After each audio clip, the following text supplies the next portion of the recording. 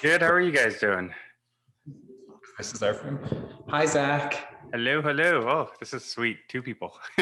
And congrats, David, on your achievement. You are pushing out. I saw the video on Pride YYC today. Pride in Business YYC. Oh, yeah. They shared the trailer today. Yeah. That's gonna be Thank exciting. you. It's crazy. Crazy. Everything's moving so fast, isn't it? I know. It's nuts.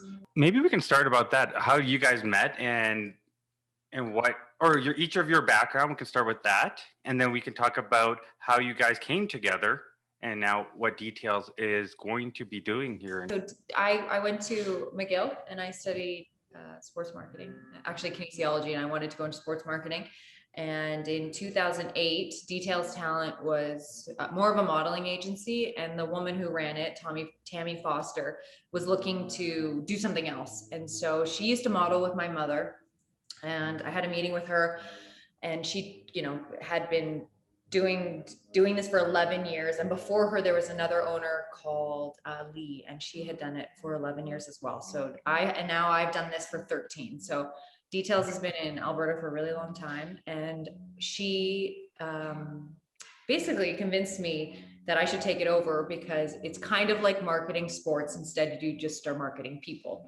So then I got to work for myself, be my own boss, and kind of grow it. So it was, like I said, originally a modeling agency, and then I changed it into an acting agency mainly because people had to submit to me. You don't just walk down the street and go, hey, you can be an actor. It doesn't work like that. Like, it's a craft. You have to take lessons. You're taking classes. You're working on it constantly. And so in 2008, took it over, and now here I am, I guess. That's awesome. Now, has the shift happened in the talent, especially locally, from just being a modeling agency, a sports agency? Has it become a whole now? So when you look at in California, you got IMG, you've got all these different guys. Endeavor came around and said, let's make a whole scope. Ari Emanuel came around and said, let's do it, everybody together as a talent, as a whole. Is that what you started looking at? No, I think that there definitely are agencies like that, but our focus, what I found is actually, if you're more focused on something, you do way better being specialized. So in the early days, I used to do a lot more print work. I never got into runway or anything like that. That's kind of a market here that's already squared off by Mode models, I would say.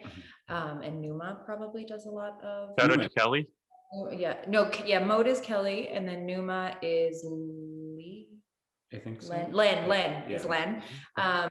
And so they kind of do the print and the runway, and you make a lot more like connections directly with people like Holt Renfrew or the Bay.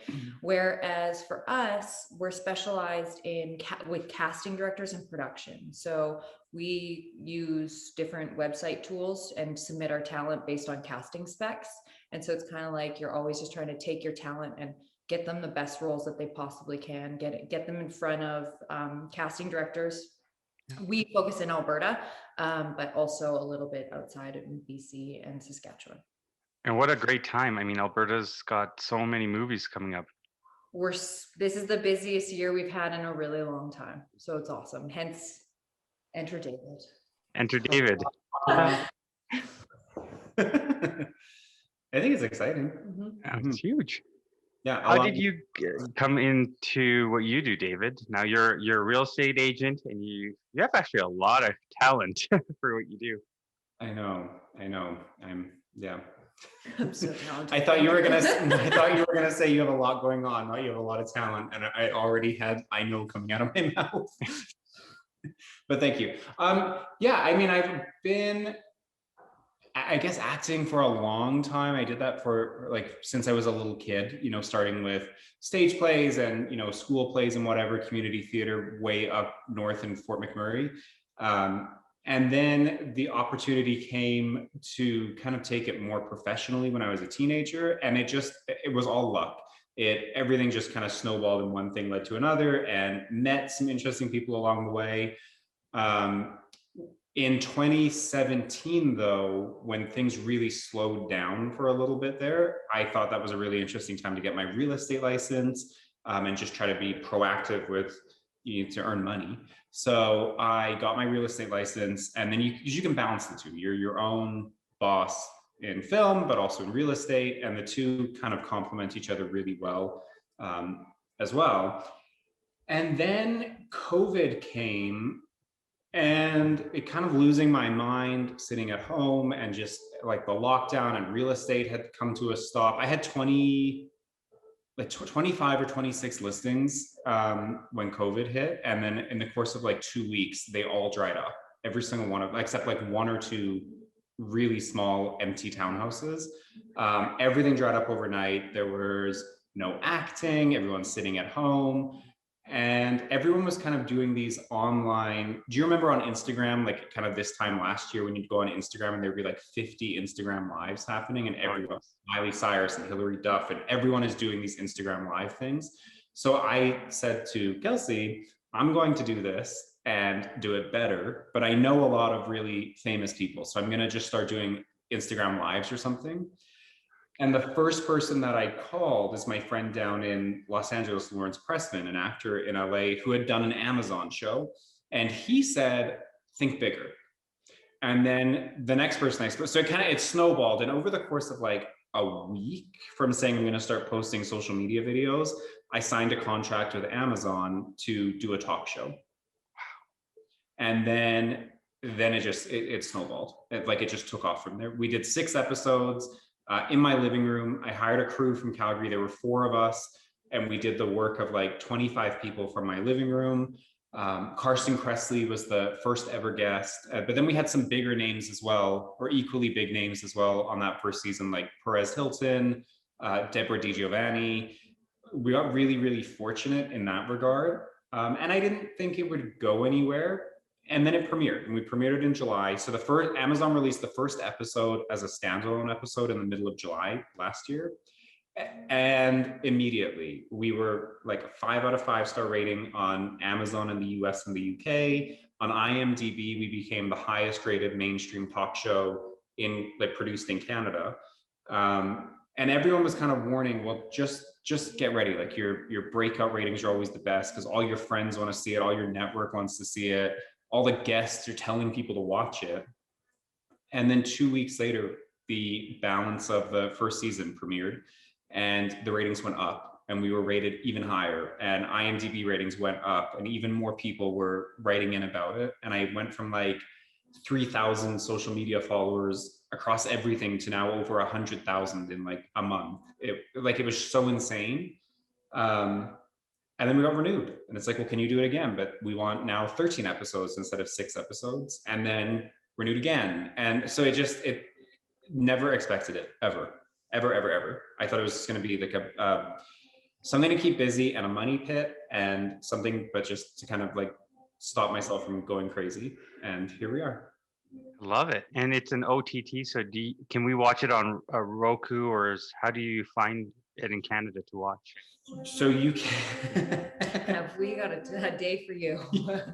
Oh yes. May 13th. You can't see it in Canada yet. So May 13th, Out TV licensed the show, and they kind of came in as co-producers for the 3rd season on. This is a crazy thing. In less than a year, we filmed the first week of June in 2020. Was the June 1st to June 5th is when we filmed the first season. So less than a year later, we've now done 25 episodes with over 50 guests on it, and some of those people have repeated a couple of times. But Out TV licensed the show and came in as co-producers. So starting on May 13th, you can watch it in Canada Thursdays at 8 p.m. It will premiere and then air weekly after that. In Canada, the US, the UK, Ireland, Australia, New Zealand, and South America. And South Africa. Sorry. Wow. This is huge. Now, where do you find Out TV? How do I find Out TV? Channel number. It's on your every network in this, or every provider in this country carries it. It's a national network. Out TV. Okay. Yeah, it's crazy. So it's nationwide, prime time, multi-year deal, like absolutely insane. And the guest list has got bigger. I mean, some of the names on there are huge, like Vanessa Williams, household name. Margaret Cho, like crazy. Gretchen Carlson, like the woman who started the Me Too movement at Yeah. Fox News, she doesn't do a lot of interviews. She came on the show, like crazy. Think about this. If you hadn't took that leap of faith, had a good support system like Kelsey and other close people around you to bounce ideas and bounce back on, you wouldn't be here. Can you imagine? No, probably not. But I also think that David has a lot of initiative and he really did this all on his own. That's amazing. So like, it's always good to have the support, and like your mom supported you, and I was like, you should absolutely do it. Why not? But you still, even if you have the support, you have to run with it on your own. And he absolutely did that. What were some of the lessons you learned, David, or ways that you kind of talk to yourself to keep going? Just to just do it. Like if you have an idea, just go do it. No one. The thing that I find really interesting is like the story is as simple as that. I called someone who put it into like, I'm gonna do this, got a connection at Amazon, the next day signed a distribution deal, and a month later we went into production, and then it was rated really high. It's that simple. But Avenue Magazine ran a story on it, and they were like, well, he pitched it to his agent, and his agent then went to the networks, and the networks got him this deal, and then they did a trial. That didn't happen.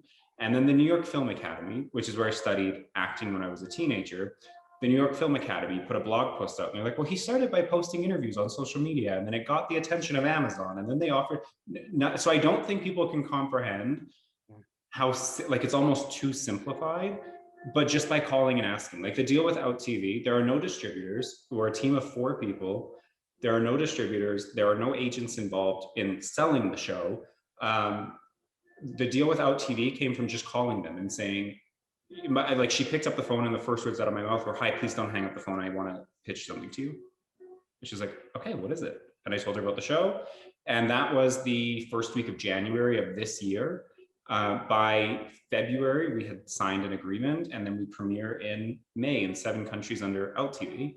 It's very, very simple to do that. And I think people, are afraid to just ask for what you want. Like the worst that's ever, and I say it in real estate to my clients when they're putting offers on properties, but also with, people that want to get something or do something, ask for what you want. The worst that's going to happen is the person says no, and then you ask someone else. Like what's the absolute worst that's going to happen? Out TV says no, cool, next, right? And the interesting thing is, like, when we first started this, we talked to every single network in this country, and not one person was interested in the idea initially. And now we're having conversations with everyone basically except Bell Media at this point. We're having conversations with. What do you think people have? Is it the fear of rejection then when it's no? What is it? It might crush their dreams. I think it's a mindset of complacency. Like, these are the rules. You have to follow the rules. You have to. So if you want to get a TV show, you have to have an agent. You have to pitch to a network. You have to get funding. You have to do all this.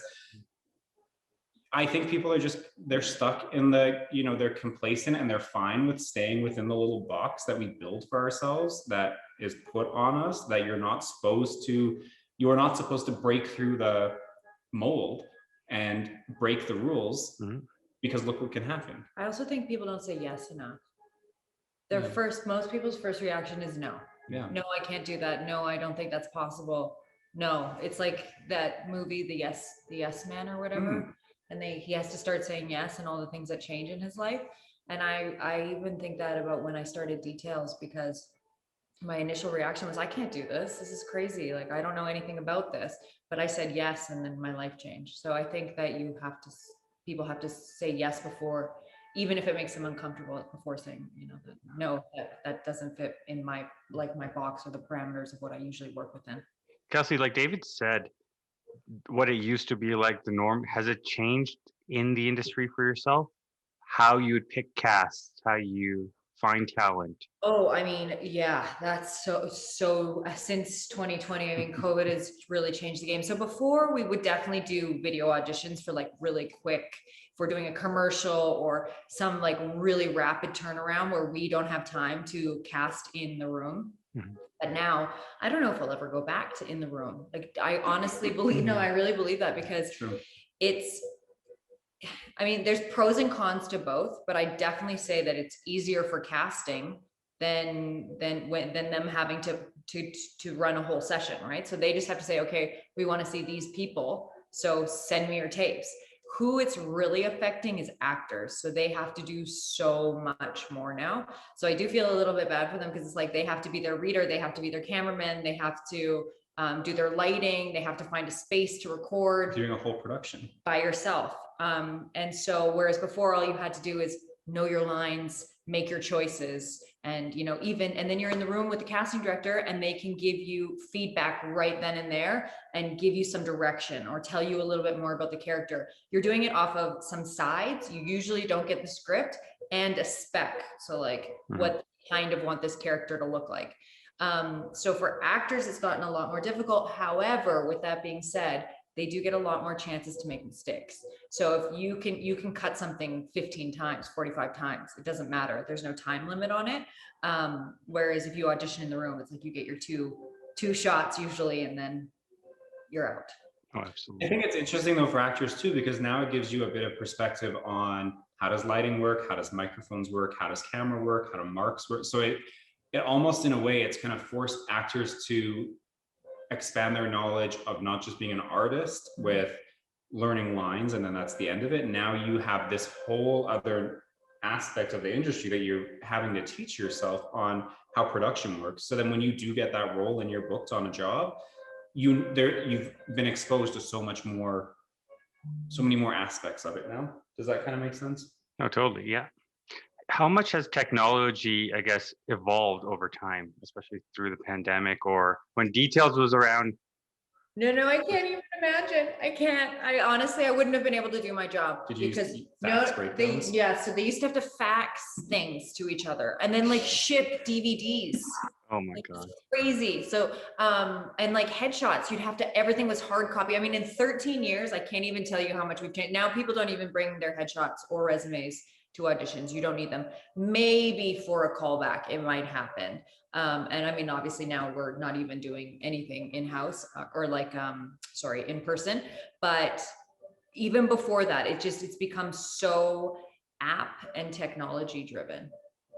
When you look at someone on social media, you see a lot of these influencers or individuals that have become now actors in movies, or we see Jake Paul, I think his name is, he's a boxer now, which is, you're seeing a lot of this shifts. With or without an agent, people have found a way to become that person. Then, like you said, the normal way of going about things has changed. David, his way. Are you seeing that a lot now, or is it? But everyone has you have a whole production team in your palm of your hand. You have a light, mic, HD camera, and the window to the whole world. Everyone has that in the palm of their hands, but 99.9% of people will never take the chance to do it. But also, wait, with the influencers, I just want to go back to this. They become influencers, or like they're on The Bachelor or something like that, and that makes them an influencer, but they all do get an agent. So they're not just doing it on their own. Once you get critical mass, you usually do get an agent. Okay. And those processes are like, we had on my show Daniel McGuire from The Bachelorette and like X on the Beach and stuff. He came on the show, and then I'm friends with his agent, Julie. And the whole process is already set up. So when you're on The Bachelor, The Bachelorette, or Big Brother, any of these big reality shows in the US, the whole system is already there. So you do the show, and then the second you're off the show, you're put in touch with someone like Julie, who then books you a bunch of because also your shelf life, right? Like, how do you get longevity from a show like that? And that's the role of the agent. But it's not like you do the show and then you go back home and try to figure out, how do I do this? Those processes for those specific people, they're already put in place to maximize their money, gains. Basically. Money. Everything's about money. It all goes down to the dollar, right? Which makes sense. I mean, otherwise, why would you? Exactly. I mean, I guess you want to find love. I don't know. Daniel makes a fortune off his OnlyFans now, so. Yeah. When you look at Perez Hilton and what he's built, which is remarkable. Yeah. Despite people saying whatever they want to say, everyone's got an opinion. I think he's a great person. I think what he's done is remarkable. He's actually pushed blogging and vlogging way before we even thought about it. Can I say something about Perez? Actually, when he came on the show, I had an idea. And I mean, we've messaged back and forth for a while beforehand, but I've never had like a meaningful conversation with him. It's always very surface level.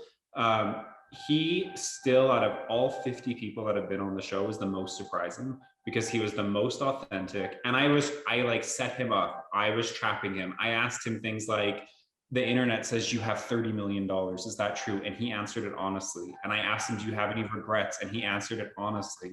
He was the most, out of everyone that came on, he was the most surprising because he was so not like that persona. And then he even delved into saying, you know, you can be successful without being an asshole.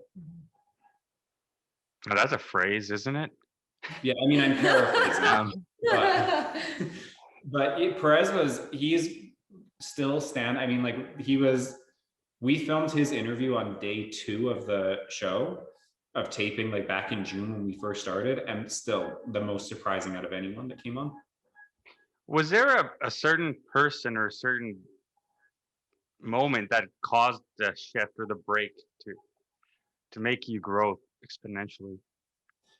When we were done day 3, Candace and Luis, who run the production house that like physically makes the show. Candace is our director, Luis is our cinematographer.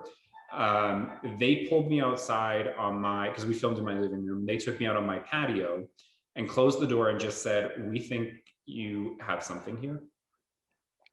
And then it kind of like, I think then the mindset went from, this is really fun and just silly and like, hopefully we don't burn too much money on this thing, to all of a sudden like, oh, okay, wow, like we're getting good guests. People are actually these are not like boilerplate interviews. People are being genuine and people are really speaking, and like we're getting good content here. But I still do, like I said at the very beginning of this, everything comes down to luck, I think, to a certain degree, and who you know with these things, like when something really blows up like that. Because timing, I mean, if it wasn't for COVID, no one would be at home binge watching this level of content. Also things like Ellen DeGeneres, her show was in the middle of a giant scandal at the time. That couldn't have happened at a better time. I didn't get to pick my air date. It just happened to be in the middle of that scandal. And then also things like when you put it onto Amazon, you fill out what's called their metadata forms, like what category is your show, and you know, what's the synopsis and all this stuff. I just said talk show. Amazon categorized it because of myself and Carson Kressley being on that first episode. Amazon categorized the show as a variety style talk show in the LGBT category. And then for a while there, when RuPaul's Drag Race would air on Amazon, at the end of RuPaul's Drag Race, Face to Face with David would come up as a suggested show, and RuPaul is one of the most watched shows. So all of these little tiny pieces of the puzzle went together to create now what is this crazy brand. I mean, like, and you're talking about influencers, like the amount of offers of some of the stuff, like it's weekly now to, can you sell this? Can you post this? Can you, you know, what do you call it? Shift this product, whatever, like on social media, right? Like it opens so many doors. So it really did. It wasn't one specific thing. Sorry, I'm rambling. It wasn't one specific thing. It was just a culmination of everything. I also feel like we were binge watching that one show together. Oh, Love is Blind. I wasn't in Calgary, but we would talk on the phone, like Love constantly. is Blind. Yeah. And after that, when you really realize like this show is garbage, Yeah. but you couldn't not watch it. Like it was like you couldn't, like everyone was, and there was no, I'm not saying face to face. What I'm saying is if they can put that out and it was super successful, Yeah. and it was mostly just insanity because of the timing, I think that also spurred you on to be like, well, yeah, there's tons of binge-worthy content. oh my God, yeah, we we watched that before we filmed the show. because that was in February, right? Yeah. Or we need to see, if March, someone from March. Netflix is watching this, we need a season 2. You've I know. already filmed it. It is Oh, already wrapped. I want it so Release bad. it. Have you pitched them yet, or have you sent it out to them yet? No, but we're talking No, about we're talking about Love is Blind. Love They is- need Oh, to- Love is Blind. Oh, see, okay. We're talking about your show. Yeah. We need Are you to- going to pitch it to Netflix as well? Is that the goal? We've talked, Yeah. sorry, wait, what? Netflix Canada. Yes. Yeah. Yeah, we've talked to Netflix. I don't even know if you're allowed it. Like, the short answer is, as of right now, I'm not interested in what they are saying. Fair enough. I don't know what the etiquette is on that, but it's premiering on Out TV, not Netflix. So obviously We'll focus there. Let's just say that. So obviously something happened there. And now again, even that opened, that talk show led to now me being pigeonholed as a personality, not a performer. So then all of a sudden, okay, well, no one's going to take me seriously as an actor anymore.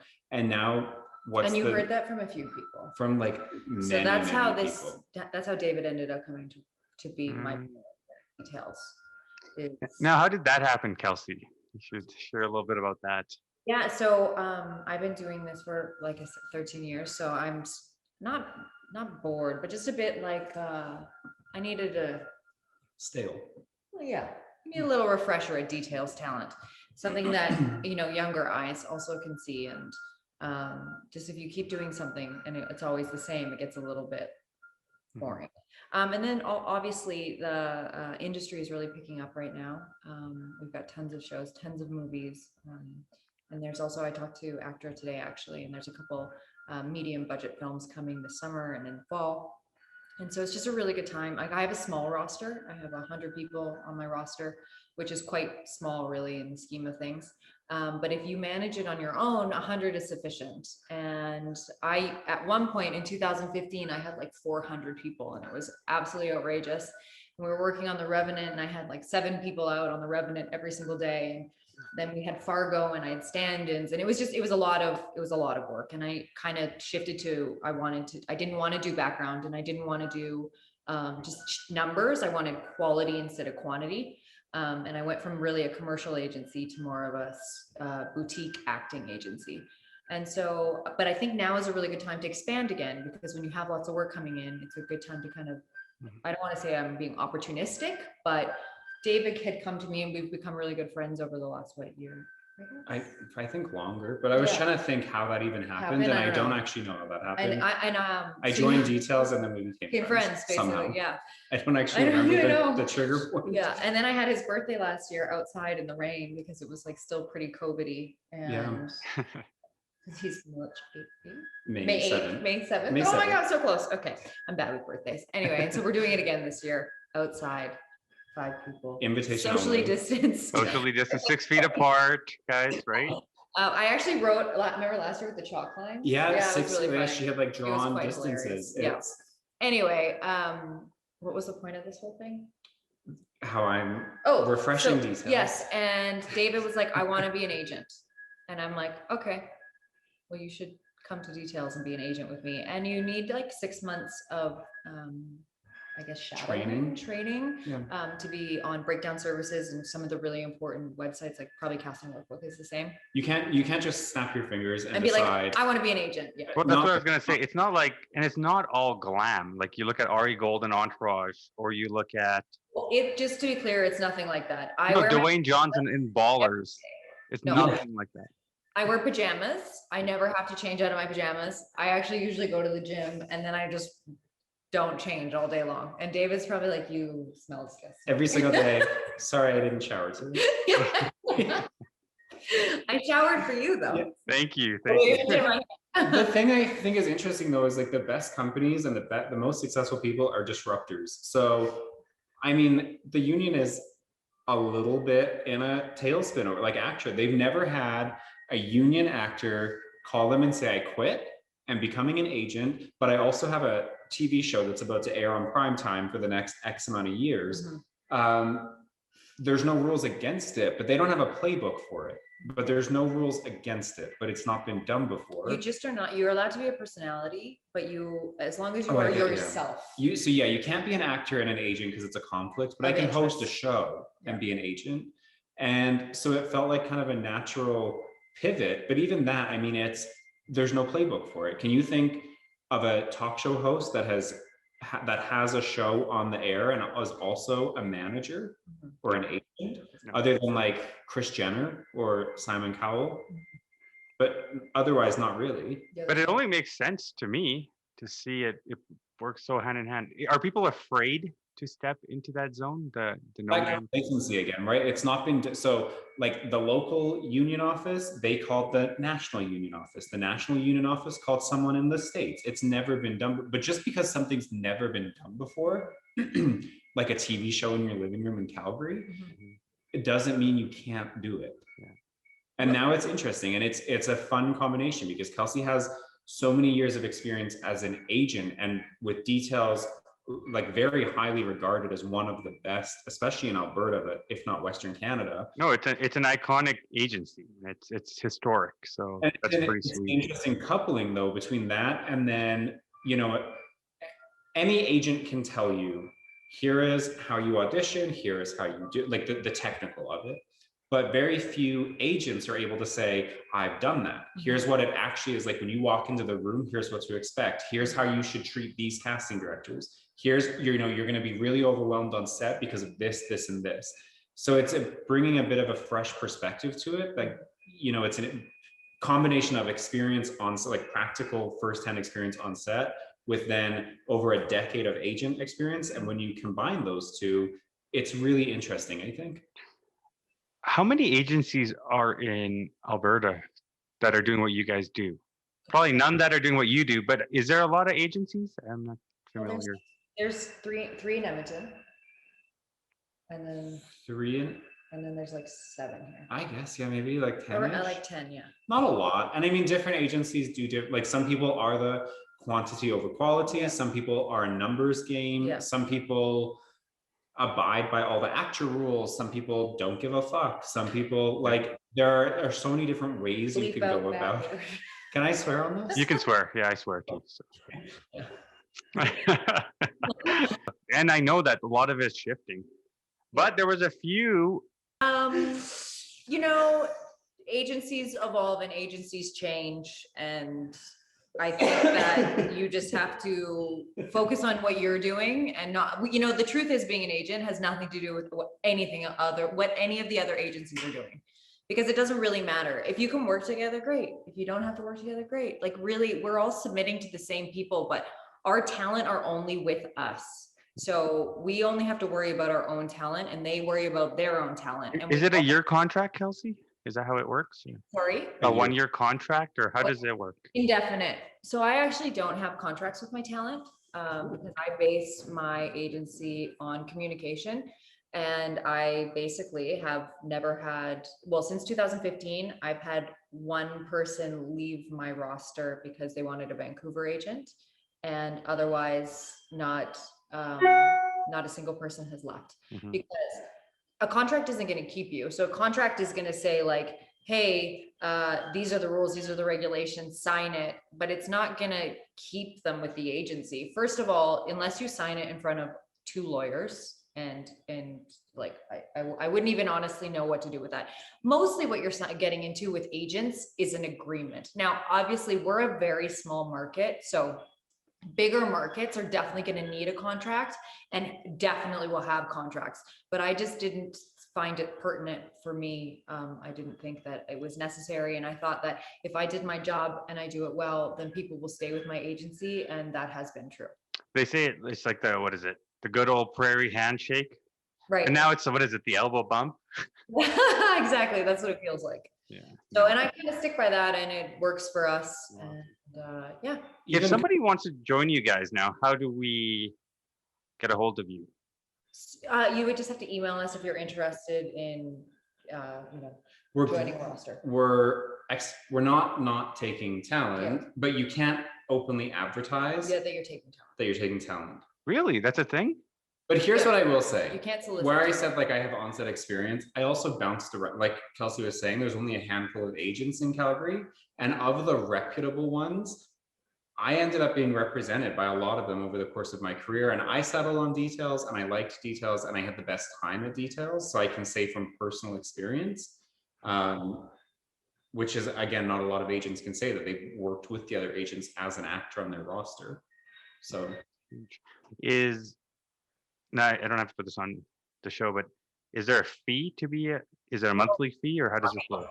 Yeah, $5,000 million, $100 million. No, there's done deal. There's no, you can put that on there. Actually, that's a really good question, because a big thing about being an acting agency is you are not allowed to charge fees to talent to be on your roster. You are commission based. So you make money when your talent makes money. See, and there's a lot of dirty agents back in the day that would try. Well, they would play it around the loop, right? When they say, "Here, you have to go to this photographer, our own photographer.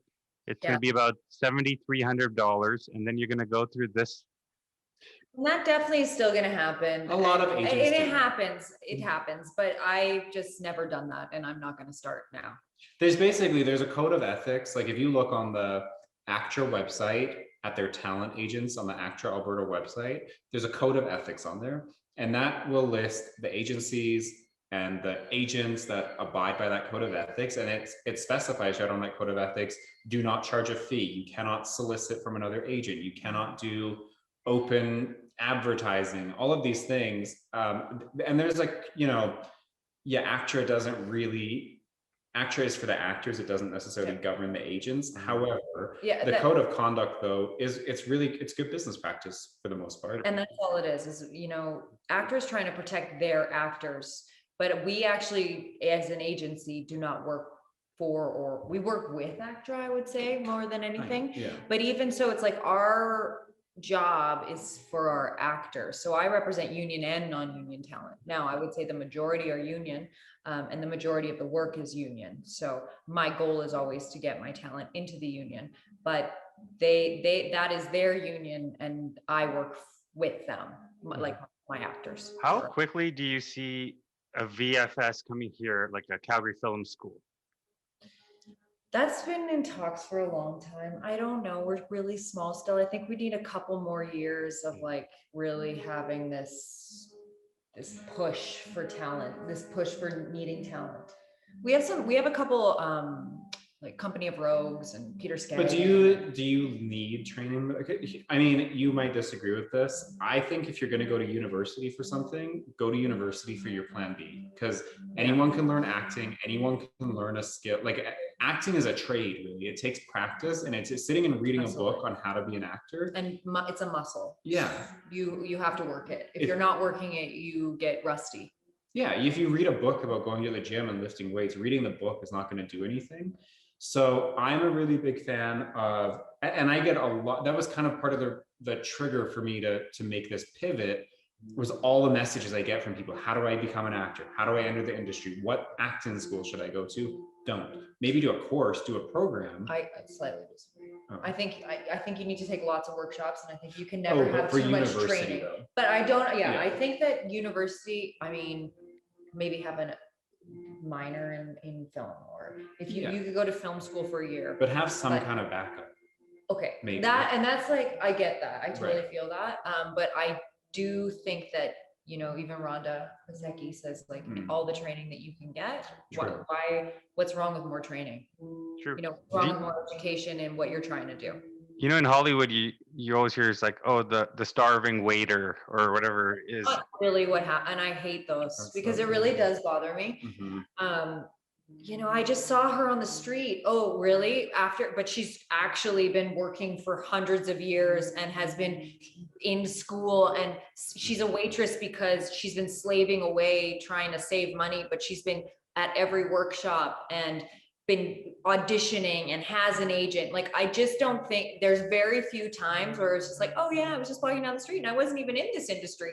No. And also, how much of it is smoke and mirrors? One more point though. I will say to anybody that wants to be an actor, you should take, even if you have a PhD in film acting or stage acting, go back to school, take an accounting course, and take a business marketing course, because you're a business owner. As soon as you become an actor, you're a business owner. You need to know how to manage your finances, market yourself, and how to market yourself, because no one's going to want to sell you or advocate for you or get more opportunities for you than yourself. When we buy a painting, we buy the story, not often just the product or service. We buy that story of that individual. You're buying a piece of them in your home. Exactly. How much of that happens in acting? I think, are you buying just No. talent, or are you buying the person's background, how they grew up? Or the project, like who the Yeah, person I on mean, the project no, is? I think it's really comes down to that first audition. Mhm. Yeah. Is really important because you're showing like, can I transform into this character? Am I this character? And I think that really it's about your cell and that transformation. Like, Mm. okay, maybe not everyone can play every single role because of the physical body that we have, right? Like there's limitations to our physical person, but you need to be able to expand as much as you can in the creative. Mm. Today, do we have any workshops going on through this pandemic that people can? Yeah, and So many. actually it's amazing. What one really good thing for, I would say, through COVID is the opportunity for talent in Alberta to get training elsewhere. So a lot of my actors have been taking classes in LA that they would never have had an opportunity to do because of COVID, because it's all online right now. So actually there, like you were saying, you feel like there's a lot of transformations going on in this industry, and I would agree. The interesting thing that out of all of it is that we've remained open, relatively open. And, they're really, ACTRA has been really good about just making sure that everyone has COVID testing. And so it seems like it's been pretty safe so far. But there has been some definite positives that if any industries had them, I think. Not with case counts. Not with COVID cases. No. Not those kind of positives. positives. I think that's an interesting point that, COVID closed the world down so much and isolated everyone, but for actors and opportunities, it actually opened so many doors because everyone is casting directors now are watching everything like this, and you're doing like, we could do this show anywhere in the world with you. My show, we have guests from all over the world, and actors can now get in front of casting directors anywhere because you wouldn't have to, years and years and years ago, I was with an agent in Calgary, and she just retired. But it took like a year of planning. I wanted to meet a casting director in LA. I was willing to fly down there, so we flew down. But it took like a year of planning and flights and hotels and all of this stuff to get a 10-minute meeting just to find out, oh, well, you'll need an O1 visa before we can do anything. Whereas now, you can do it all from your own home. So I think in a way, yes, it's closed off and it's isolating and it's unfortunate in a lot of cases, but for actors specifically, it's created so many more opportunities. And again, this comes to if you took the initiative. If you took the initiative. So, some people have, and obviously some people won't have, and we're a funny little market, right? We're tiny, and we're very specific. Alberta actors don't generally audition outside of Alberta. They mostly are just auditioning here, and most people have a career and a life and a reason to be here, or they do use Alberta because they're from Alberta as a stepping stone agency or stepping stone city, sorry, and then move out to Vancouver or to Toronto to be in a bigger market where they have more opportunity. It's more opportunity, but more noise, isn't it? Yeah, absolutely. But you get to audition like every day. Here it's like, unless we're doing a block shooting series, you are auditioning once a month, once a week. Once a week is like a lot. Yeah, once a week would be a lot, where once a week in Vancouver, Toronto would be very little. Now that there's these tax breaks, and you represent Andrew Fung, he's from Calgary. He was on Kim's Convenience. What other shows is he doing nowadays? So he's starting his own, he's writing and producing his own show. Nice. And where's that going to be? He's going to be filming it in Hamilton. I know he was considering coming home because he really wanted to come back here, but it's just not the right time for that. So, and he's out in Toronto now, and he loves it, and his family's out there, and he's a really good person, a really good dude. And I'm really excited for him in this next chapter of, writing and being in more control about like the whole process. Run the Burbs on CBC. Yeah. Are we going to see more people creating shows from Alberta and pushing them out there? I think so. Why not? I think so. If I did it from my living room, call Gem. Why not? Gem. Right? CBC Gem. Yeah. Right? Like just do it. Everyone wants content. Just do it. There's people have like, and you know what I love? I'm laughing because the Oscars did so badly. And I think it's because people can't see movies anymore. What are we doing? We don't care about these people anymore. Well, thank you again for being on here, and I appreciate your time. Thanks for having us.